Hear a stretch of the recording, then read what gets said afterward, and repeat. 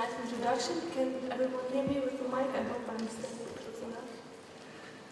So this work is a collaboration with my colleagues Damien and Nicolas and my supervisors Sylvain and Olivier. And besides being at Telecom, we are also affiliated with these associations. And here you can see the overview of my talk. So I will start with an introduction, giving you our motivation and show you what is the state of the art and what is our contribution within it. Then I will talk about optimal distinguisher, which I already talked about last year. I will just tell you some things again. And then I will talk about the optimal dimension reduction. And then we'll compare it to the most classical dimension reduction techniques like PCA, what we just heard about, and LDN. And also confirm them with these comparisons, with numerical comparisons we have done, and also validate it on practical data. And then I conclude my talk. Okay, so what you can see here in the picture is our correlation traces over time points of 2,500 points in time. And each time the correct key has the highest correlation, it's marked with a red dot. So you can see there are a lot of points which are contributing to the leakage, and ideally we would all like to take them into account for our distinguisher. So the problem is now for profiled and also for non-profiled distinguishers. How can we reduce this kind of dimensionality? How can we simplify it, these multi-dimensional traces? And as a wish list, we would like to have, of course, first simplify the problem, and then also because we always want to distinguish in using fewer traces, so raise the success rate, we would like to concentrate all the information in as small as possible. And even if we don't talk about this very often, we would like to have less computational power, so we would like to improve the computational speed. In the state of the art, there are several methods how to deal with this kind of multidimensional. First, you could select points of interest, which could you do manually or automatically, but these are more like empirical methods, or also use some leakage detection methods. So this is more ad hoc, and we don't know really what comes out of it. Another idea is to reduce the dimensionality, and the most famous technique for this is the principal component analysis. It has also been used for other ideas, for example, to reduce the traces, or just to use the eigenvalues as a security matrix, or use them as a distinguisher. The nice thing about PCA is that it can be easily computed because there are no divisions involved, but the bad side is that it only takes the interclass variance into account, so the variance between two classes, but not the variance within one class. So that's why we sometimes use the linear discriminant analysis, which can be seen as an improved alternative, because it takes actually both variances into account. And there has already been some empirical comparison in the field of side channels, and LDA seems to be a promising candidate for this, but on the other hand, it involves some divisions, so we don't know why these advantages come from. So are they due to the statistical tool itself, or are they due to how they were implemented? Or maybe did these advantages come from the data set they have been used to compare PCA and LDA? So there's no clear rationale why to prefer one method than the other. And this is what we want to discuss today. So we want to take a look on dimensional reduction in SCA from a more theoretical viewpoint. And for this, we assume that the attacker has full knowledge about the leakage, so he knows the leakage model. For example, he knows that that we have a Hamming weight of S-box or weighted sum of bits as a sensitive variable. And from this we derive the optimal dimension reduction, and we will actually show that following our title, less is more. So if we do dimension reduction, we actually do not decrease the success probability. So we can do dimension reduction and still have the best success probability. And then afterwards we will compare to PCA and LDA, theoretically and practically. And I can already say to you that LDA is actually converging to optimal. So what we already did in practice was actually pretty good. So here are our notations. So the unknown secret key is called K star, and each key byte hypothesis is labeled with key. Then we have D different samples within one trace and Q different traces queries which we measure. And we use this matrix notation where we have the capital D and Q on the top, where D are rows and Q are columns. And then we have a leakage function, so like I said, for example, the Hamming weight of an S box. And then our sensitive variable is our leakage function of a plain text or ciphertext XOR key. And we assume over each queries that this variable, the y, is normalized. And we assume that our trace is just the sum between our sensitive variable times an alpha d, so it's kind of a modulation, a factor plus noise. When we write it as a matrix notation, it will look like this. So this we really have a big matrix with all the D samples and all the Q traces. And furthermore, we assume that we have zero mean, the noise is zero mean Gaussian, and the covariance matrix is sigma. And we assume over the queries, so while we are measuring, the noise will not change, but of course they can be correlated within the samples.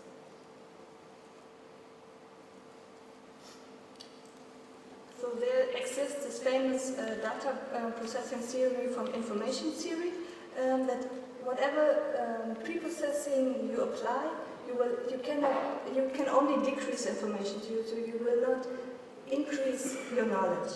And now the question is, will it also decrease the success rate, or can we have the same optimal success rate?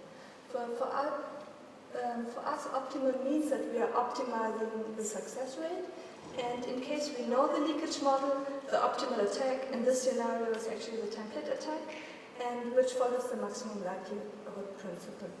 Okay, let's assume we have now given two traces, and for each trace we have our plaintext or ciphertext. Then the optimal distinguisher will look like this, just the maximum likelihood. So we have the argmax over the key of the probability distribution of the traces, knowing that we have one plaintext and one key guess. And as we know the model, it will just be the probability distribution of the noise. And as we have independence over the traces, we can just write it as a product. And this formula comes from the Gaussian noise distribution. And now our main theorem, what we found out is that actually the optimal attack can either be done on the multiple traces with our D samples, or it can be done on monovariate traces where we did a projection on the Q traces with this projection, and it will still be optimal. So this means if we do dimension reduction, we still have the optimal attack, we still have the same success rate. So here just to highlight for you, so this we have a D column, here we have a D times D matrix, here row, so it will all come just to a scalar. So the multiple trace will just be a scalar, or for all Q we will just have one column. Okay, I will just quickly walk you through the proof. So if we take the logarithm of the optimal distinguisher I showed you before, it just rewrites as a sum, so the product becomes a sum, and the exponential function will cancel out due to the logarithm, and then we also have the minus, so we get an argmin. And if we take a closer look on this term inside the sum and we expand it, so we multiply everything and remove all the constants which are not key independent, we get this nice form. And if we now take it again with the argmin and the sum, we can actually rewrite it as just x tilde, now our projected trace, minus our model divided by a standard or the variance. So these two with the tilde, these are just the projected traces and the projected covariance matrix. So here we have a scalar, and here we also have a scalar. So just to say it again, to make it clear, so the optimal distinguisher is the same either computed on the multivariate traces with the covariance matrix or on monivariate traces with the scalar noise variance, with the projection I just showed you before. And interestingly, this optimal reduction does not depend on the distribution of y, and also not on the properties of y, like the confusion coefficient. It just depends on the signal weights which we have multiplied to our model, and also on the noise covariance we have. And what's now really interesting is that we can have a signal-to-noise ratio. So we have a signal-to-noise ratio after the projection. So we can measure how much signal-to-noise ratio we have after we sum up all the points in the trace, which again involves our 1 divided by our sigma t, which can be computed like this. And this will be always greater than just the signal-to-noise ratio on one point in time. And in the paper we also investigate more deeply white noise and autoregressive noise. The exact formulas you can find it there. I just want to highlight that this, for white noise we have this really interesting proposition that the global SNR is just the sum of each, the SNR of each sample. So it's a huge improvement of the SNR when we do the dimension reduction. And the other case, the autoregressive noise, we also have similar properties, and we also checked on the DPA context V2 traces that this autoregressive noise can actually happen in practice. So please see the paper for these results in more detail. Okay, let's now compare it to PCA and LEA. So we just talked about PCA, but just to summarize, we first center the data, and then we have eigenvectors of this centered data times the inverse matrix of it. But the drawback, if we do it like this, is that it depends both on the data and the noise, and that's why it has been introduced as, we call it interclass PCA, where you have, instead of our traces X, we center each column by clustering it by the model value Y. And in this case, we take the sensitive variable into account, and also the noise is averaged. So this is the PCA method which is used normally for such an analysis. Because also for classical PCA, this term, it will tend to alpha delta and alpha d transpose plus sigma, and we have no clue what actually will be the eigenvectors of this. But for the interclass PCA, we asymptotically, it will tend to one principal direction, and it will be the vector alpha d. And then we can calculate also the asymptotic SNR for the interclass PCA, which is equivalent to this term. And we know that compared to the optimal one, it will always be smaller than the SNR of the optimal reduction. So PCA gives always a smaller SNR than the optimal dimension reduction, unless we have a very specific case that actually alpha d is an eigenvector of sigma, but this case will never happen. We will be very lucky if this happens. And now to LEA. So LDA, there we have the interclass scatter matrix and the interclass scatter matrix, and we just compute the eigenvalues of this product. And again, asymptotically, LDA will also converge to one principal direction, but to the sigma, the inverse of sigma times alpha d. And this, interestingly, this is actually exactly the optimal dimension reduction. So asymptotically, LDA will be optimal.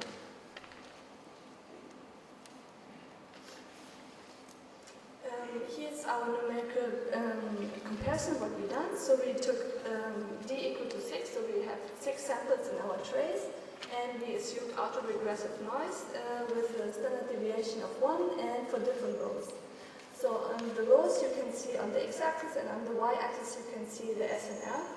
And we plotted in blue the LDA, and in green the asymptotic PCA, where it is interclass PCA. And you can see that always LDA is above PCA. And when they are really uncorrelated, the traces, they are equivalent. And here, what you can see here is a maximum SNR on each sample. So they are always above, even for whatever row we have. And in this example, I'm sorry I didn't say this, the weights are equal on each sample. And on the other example, we took different weights for each sample, for each of the 6 samples. And what we can see here, at this time we have an interval between the minimum SNR on each sample and the maximum. And again, PCA is always below LDA, and if they get more correlated, then PCA even becomes worse than just taking the distinguisher on one sample. But for LDA, we are always above, and it actually goes up. So now we also validated this on the DPA contest V2, where we used D equal to 200 samples, which is roughly 1 clock cycle. And as a leakage model, we used the normalized Hamming weight. And the exact formulas how to determine the parameters alpha d and sigma, we can find these details in the paper.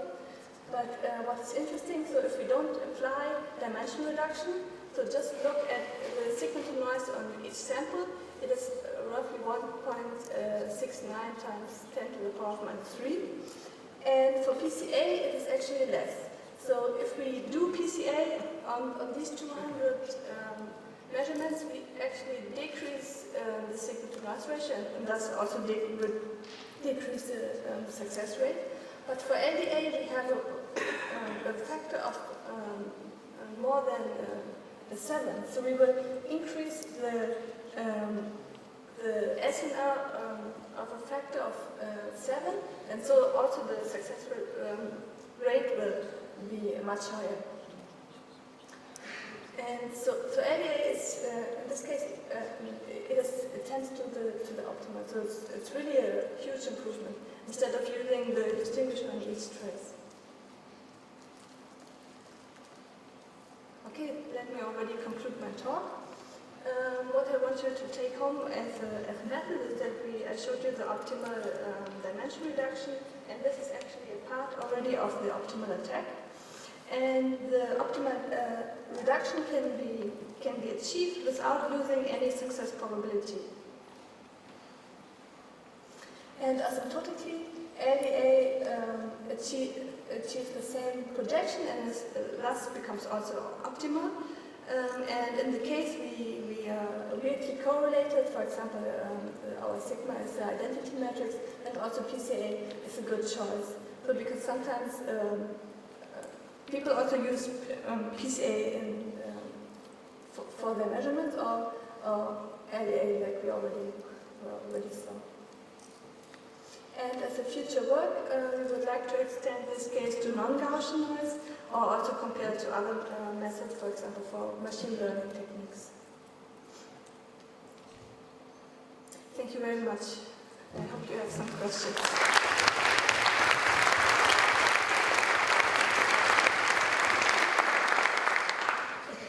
So, any questions this time?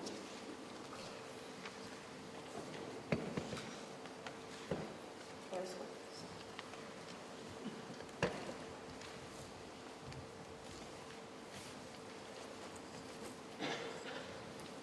Is there some possible that if we find some method to estimate the alphas in the optimal dimension reduction method? Sorry, can you repeat the question? I didn't fully understand. Is there some method to estimate the alpha in the optimal dimension reduction method? So there is a theoretical method for computation named optimal dimension reduction, and there is a coefficient alpha in it for each point. The alpha, okay. Yeah. So is there some method to estimate the alphas? So the exact formula details will be given in the paper.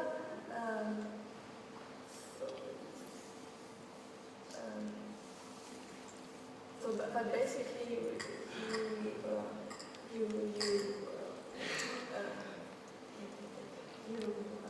you write it in terms of alpha, and then you can estimate it.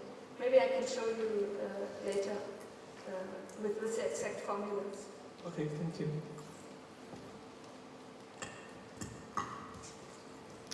Any other questions?